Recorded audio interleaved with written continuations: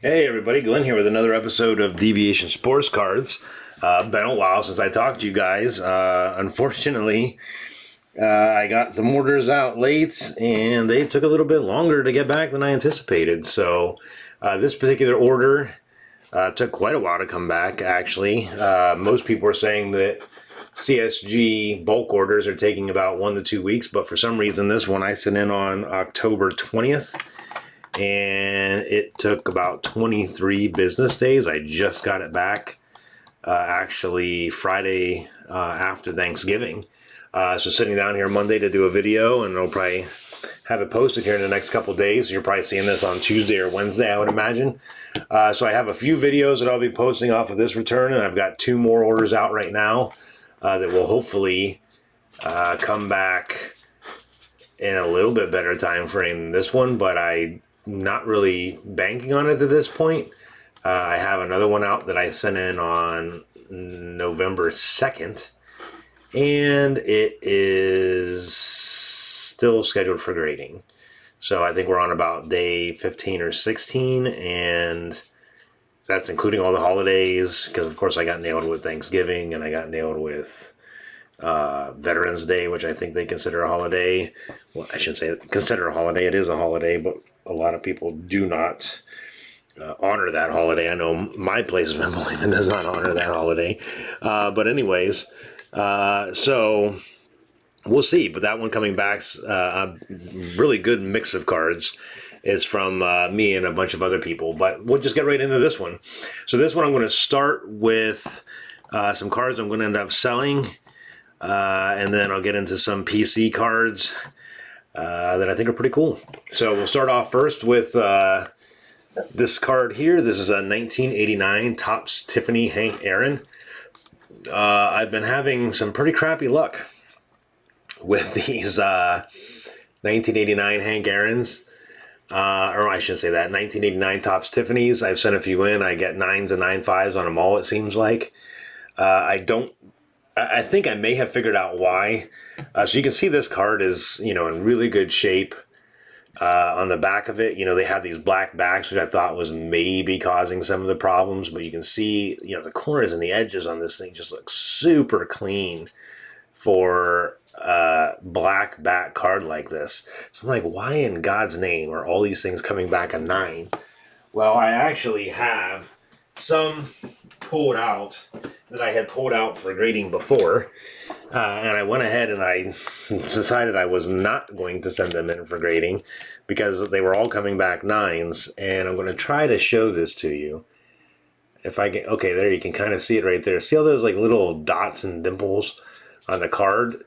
I'm assuming those little surface imperfections is what are keeping these things from getting 9, 5s, and 10s. The only reason I say that is because I've opened up quite a few Topps Tiffany sets, and I'm having much better luck on 87s and 88s. I mean, 87s are rough on edges from what I can tell, but 88s better. But I've only opened up one 89 set, and every single card that I pulled out of this 89 set that I sent in came back an 8, 5, or a 9. And the only thing I can find wrong with it is those little surface imperfections. So unfortunately, I sent this one in because I thought the back with the black looked really clean. And unfortunately, it came back a 9 as well. So I guess maybe that proves my theory. Next one up, this is a Nolan Ryan from 1985 Topps. I sent a Roger Clemens in rookie card, got a 9 on it. This one I thought was in comparable shape. Nicely centered, a little bit heavy on the right side, but overall looks good. Came back a 9. Happy with that.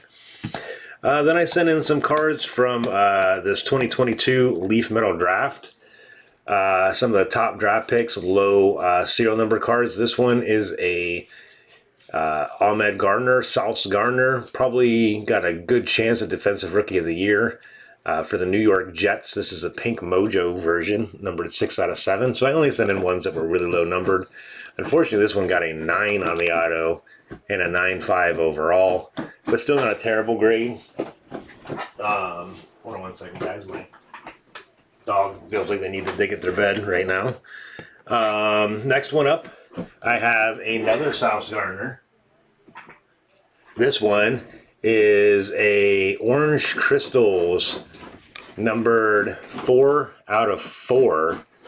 Hold on, guys. Sorry. Lily, come on. This one's numbered 4 out of 4. Got a 10 on the auto and a 10 on the card itself. So really nice short print looking card. That one will be up for sale on eBay. Next one up is a metal draft as well. Garrett Wilson, Purple Mojo, draft bound. This one is numbered 2 out of 10. This one I got graded obviously because it's an Ohio State boy. Doing really good for the Jets as well. Started off strong, then kind of, I say, started slacking off, we'll call it. But then he's come back strong. Unfortunately, to say that his success or failure seems kind of linked to Mr. Zach Wilson, who's says he's not hurting the team, but clearly is. Next up, we have a Blue Wave Chris Olave. This one's the highest number to the ones I sent. This one's number 3 out of 25.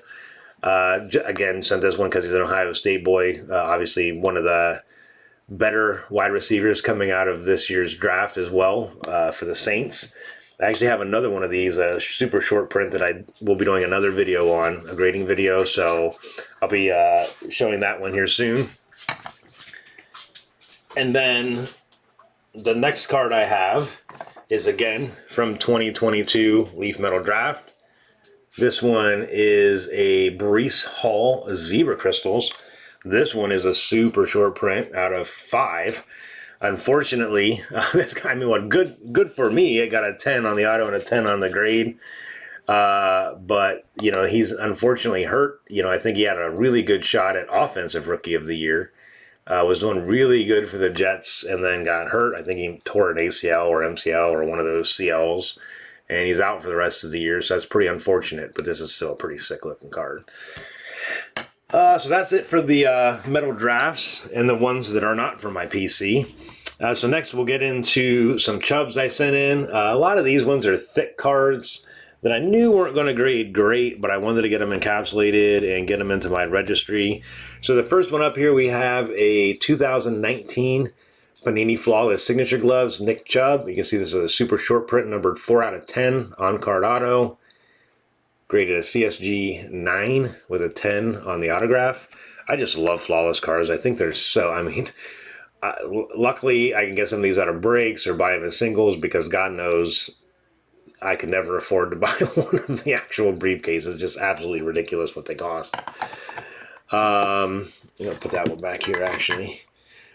Next one up is another 2020 Panini Mosaic Nick Chubb. I have the black gold out of 8, I want to say it is. Gold fluorescent, orange fluorescent, Genesis, all Gem Mint 10. So this is a No Huddle Blue. This one's numbered 15 out of 75. Also came back at Gem Mint 10. They're pretty nice. Next one up. This is from 2022 Panini Luminance. This is a Luminosity case hit. I honestly didn't even realize that I had got this card. I haven't been getting into a lot of breaks this year just because I've been really, you know, just disgusted, honestly, by Panini's quality control. Some of the stuff that's coming out that they're charging a fortune for. It's just absolutely insane how terrible the quality is. So this one, I actually got into a break of Luminance. Is one of the last breaks I got into. This card got pulled. I missed it completely. I don't even think the breaker realized that it was a case hit. The only reason I think it's got a 9.5, and you can kind of see it right there by my thumbnail, is this little dot. It's like a break in the foil. Other than that, a beautiful card, nice case hit, 9.5 Gem Mint plus. I'll take it.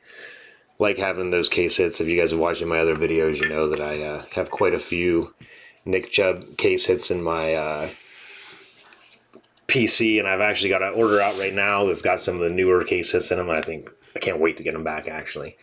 So this one's a 2018 Panini Immaculate Collection Nick Chubb rookie. First off, it's not first off the line, but it's number 1 out of 49. So a lot of people know that first serial number is a little bit more Sought after than say 2 of 49. So usually 1 out of 49 or 49 out of 49 would be the more desirable ones here for whatever reason. Just some collectors like that. And so this unfortunately got an 8.5. I knew some of these thicker cards weren't going to get great grades. Some of them had some imperfections that were pretty obvious. I think you can kind of see right there at the corner of that football, the little window there, there's a little bit of a indentation. I think that's really what hurt this card because this is an acetate card on the front, so I thought it would have a better chance, but I did notice that, so, not really kind of surprised. They got an 8.5, but still happy with that. Glad to have it encased. Next one up is another one I knew wasn't going to grade great, but I just think it's a beautiful fucking card. I think Impeccable is one of the most underrated products out there. I just think the canvas look, just the nice kind of mix with the real photo and kind of the artsy background. This was a short print 11 out of 15 with the on-card auto and the nice dogs patch there. This ended up getting a near mint 8, but you can see this sucker is probably, I think it's a little over 180 point actually. I think I had to put this in a 260 a one touch because it wouldn't quite fit in a 180, and this sucker's just a thick bad boy. So I wasn't expecting a great grade on it, but I just think it's a beautiful card and one that to get it encapsulated from my personal collection. Then next up, we have a 2018 Panini XR Luminous Endorsements Gold. This is a super short print. Where's the numbering at? There it is. Numbered 4 out of 5. Chubbs rookie year. On-card auto. Probably not the one I would have hoped would have got a 9, because this isn't like the most pretty card in the world. But I'll say getting a 9 out of XR is pretty impressive on a thick card, because anybody that's ever opened any XR, I say XR and Limited are probably the worst thick cards that Panini puts out. It seems like every year when you pull them up, the edges and the corners are just dinged all to hell. So to have a 9 on this and such a short print, rookie year, I'm pretty satisfied with that. Great for my PC. And then last on my Nick Chubbs, unfortunately this one only got an 8.5 as well. This is a 2019 Panini Flawless, again, numbered 8 out of 10. Nick Chubb on-card auto with a 2-color patch there. I think this is, nope, player worn used. So unfortunately, I don't think any of these are game worn. Of course, Panini crap. This is player worn material. This is, I'm sure, player worn because it's a rookie.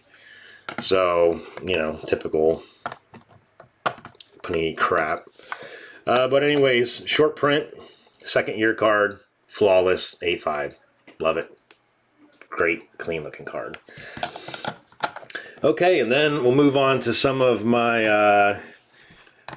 other PC hits, but a little bit unique stuff. So first up, we've got a 2017 Certified Cuts Frank Gasko auto. Bought this off of eBay. This has a hand number 52 out of 99, got a mint 9, 10 on the autograph. Just thought this was a pretty cool card to have. Gatsky's Hall of Famer for the Browns.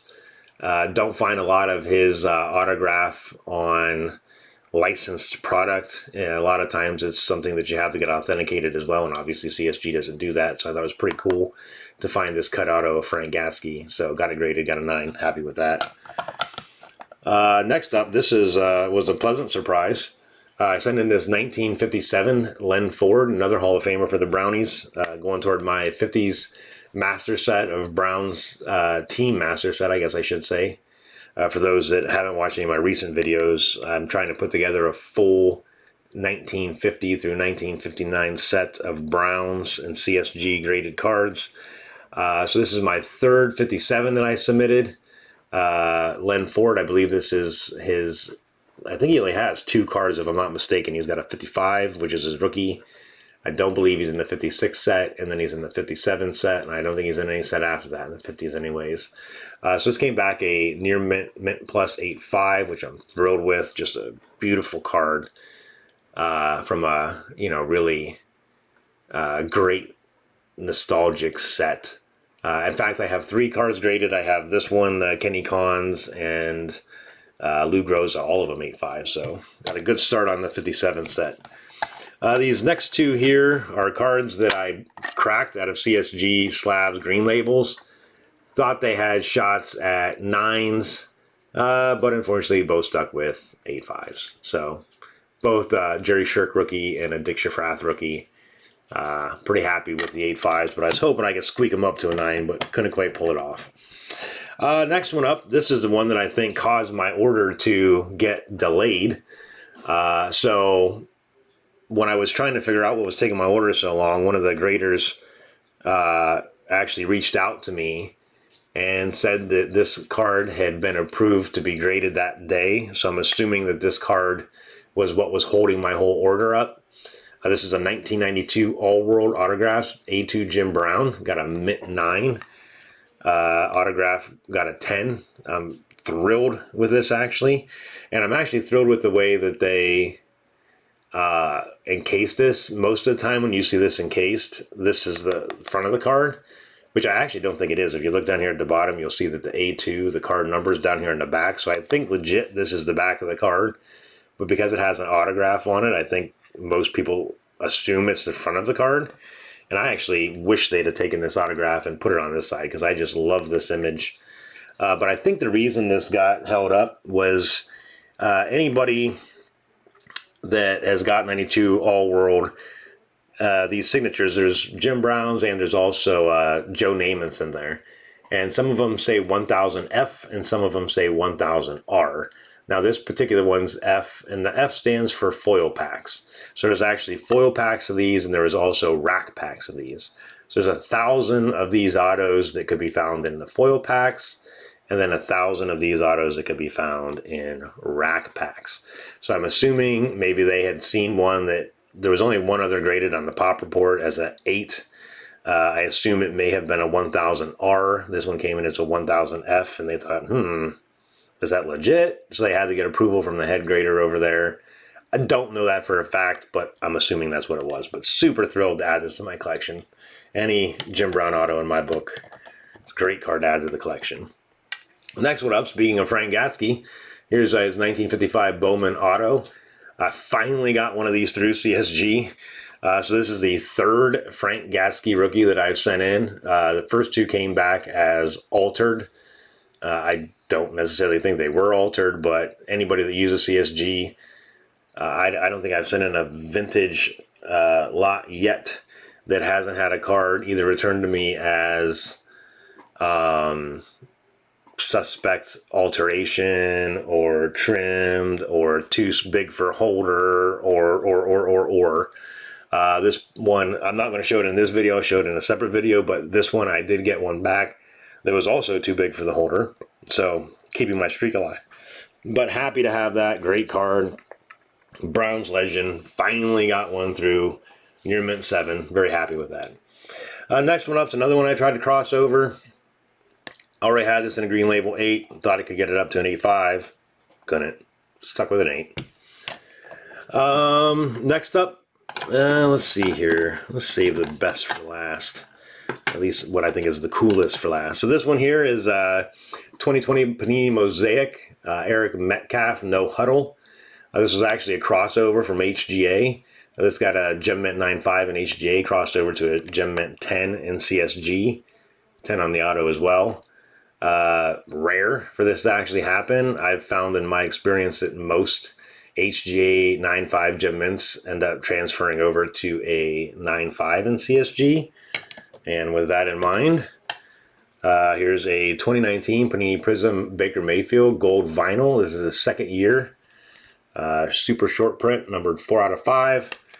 Also was a HGA 9.5, crossed over to a CSG 9.5. Now, I did not send these in slabs. I cracked them out and sent them in. So when I say crossover, I don't mean I sent this in as a HGA 9.5 and they returned it to me as a CSG 9.5. They actually let them grade this. This one, Mayfield's obviously struggling right now, but I mean, to me, he's always going to have a place as a Browns fan's heart, or in a Browns fan's heart, as far as I'm concerned. He, broke the losing streak, got us back to the playoffs, beat the Steelers in the playoffs. So, you know, after Bernie is probably the best quarterback we've had. And we'll see what Deshaun Watson does when he gets on the field.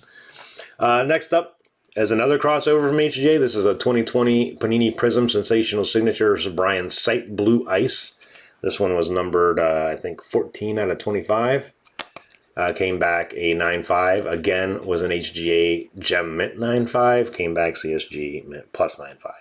And this pretty much wraps up me crossing over all of my cards out of HGA into CSG. So my PC is now 100% CSG. And that's pretty much how it's going to stay as far as I'm concerned. This next one up is a 2008 Upper Decks Masterpieces, Jim Brown. Got a Mint plus 9.5. Now this one is going to have to get sent back. I didn't actually realize it when I got it in.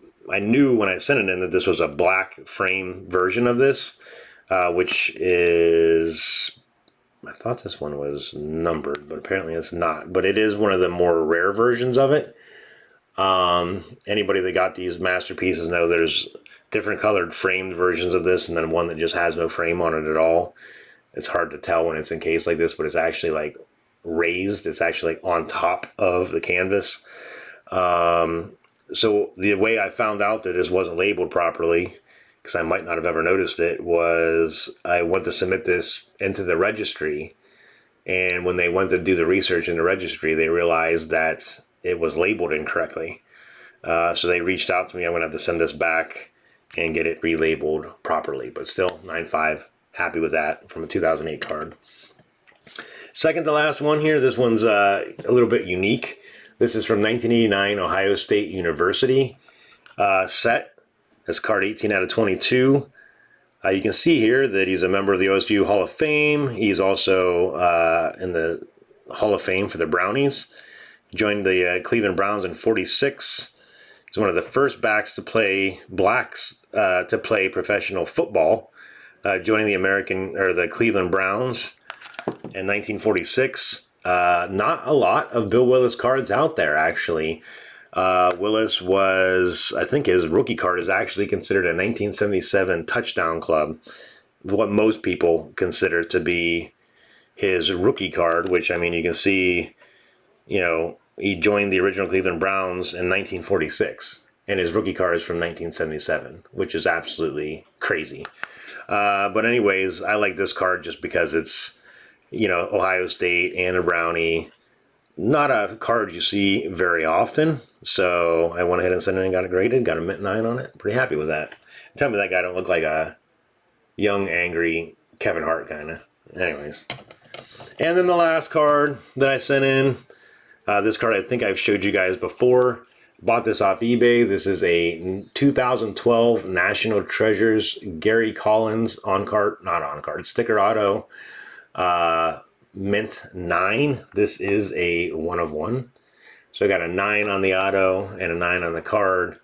I knew I was going to get a 9 on the auto because you can see that Y runs off the sticker there.